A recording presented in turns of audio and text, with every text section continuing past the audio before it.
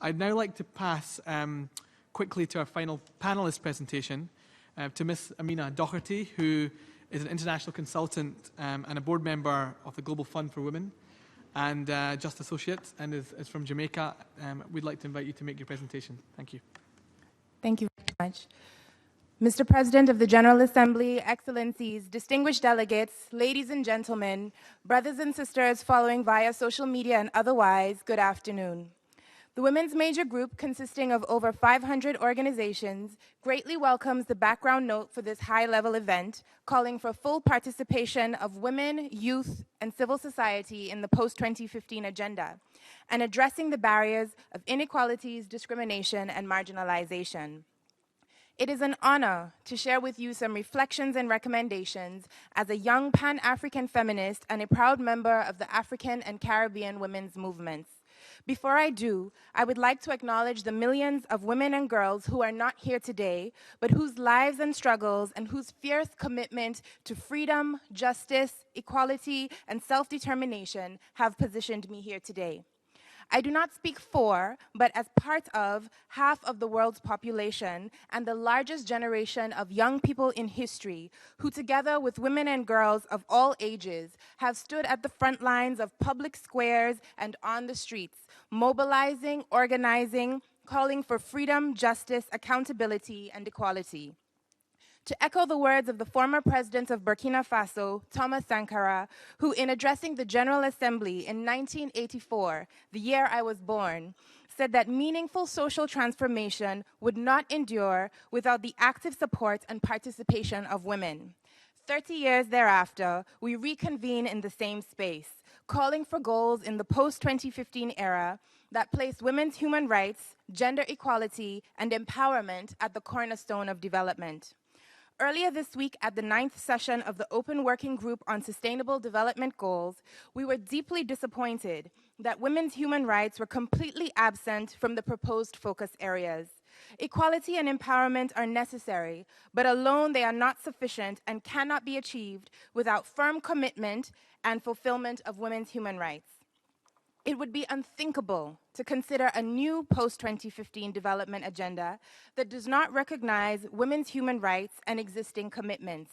We will hold our governments fully accountable to all existing commitments and will not accept regression.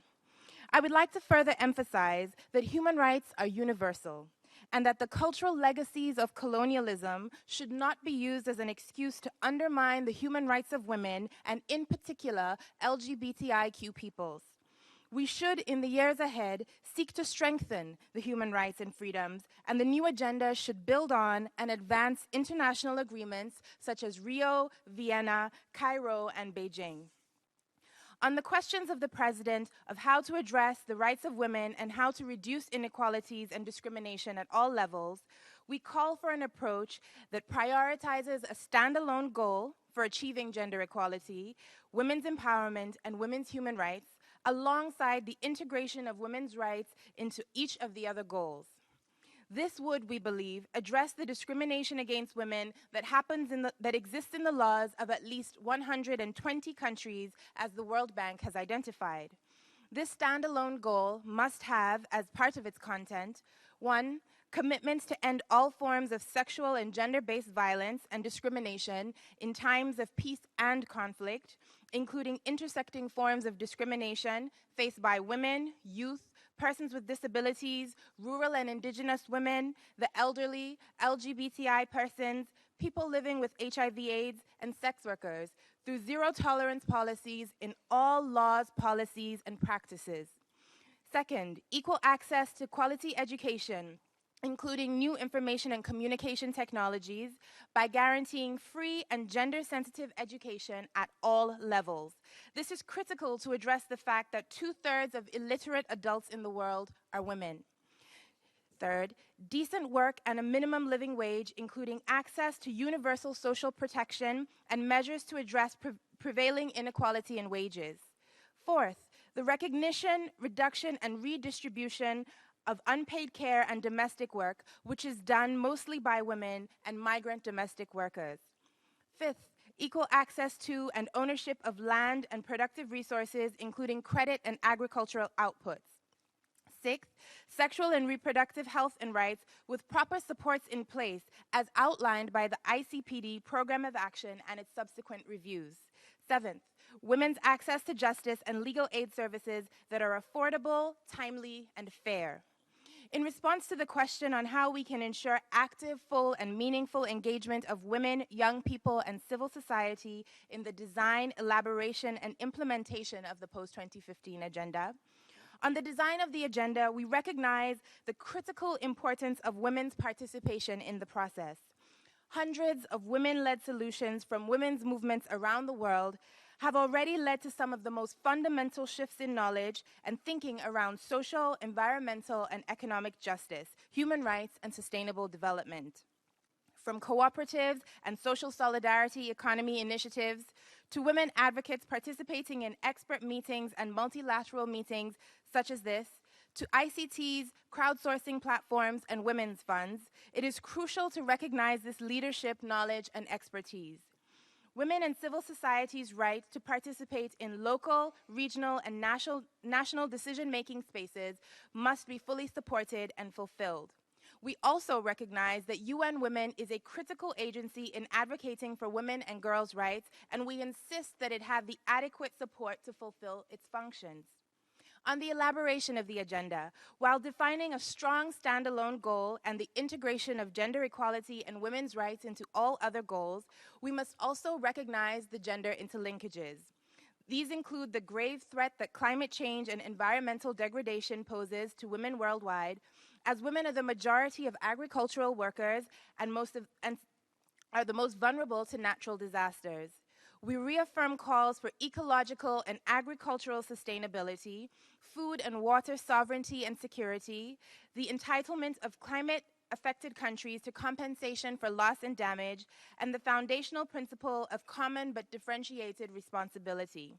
The development needs of small island development states are particularly urgent given the existential threat they face from climate change. States must also address violations against women human rights defenders, perpetrated by state and non-state actors, which severely threaten the future effectiveness of women's organizations and other CSOs and require a diversity of urgent responses addressing the specific situations and contexts. On the implementation of the agenda, we recognize that all of our work will amount to mere rhetoric unless the necessary resources are mobilized and the international trade and finance architecture support member states to use those resources for sustainable development. We therefore call on states to use those resources, such as official development assistance, for the recognition of the crippling effect of sovereign debt on developing countries' abilities to achieve the SDGs. Trade investment liberalization has curbed the ability of states to implement rights-based, development-oriented policies as they're caught in a regulatory race for the bottom. In this race, labor standards are the first to be compromised, and women, who are the most vulnerable workers, stand to lose the most. The trade and finance framework has also led to the extreme concentration of wealth, whereby the richest 85 people have the same amount of money as the bottom 50% of the world's population. The role of the private sector in creating or exacerbating many of these patterns must be recognized. One example is tax evasion by big businesses. In 2013, African countries lost twice as much in illicit capital flows as they received in aid. Unlike states, corporations are not required to invest in global public goods, and states must therefore remain the central actors in implementation. To ensure meaningful progress and inclusive development, a robust accountability framework is needed at all levels, nationally, regionally, and globally. Any model for international accountability must require public and private reporting and an effective enforcement mechanism. States must be accountable for the advancement and realization of women's human rights, gender equality, and women's empowerment in compliance with international human rights agreements and standards. Ladies and gentlemen, we must dare to invent the future. The world we envision is a world that places people at the heart of development. The post-2015 Sustainable Development Goals must be rooted less on the sustainability of growth and much more on the sustainability of a just life. As the former Grenadian leader Maurice Bishop once said, forward ever, backward never, or as we say in the women's movement, a luta continua. Thank you.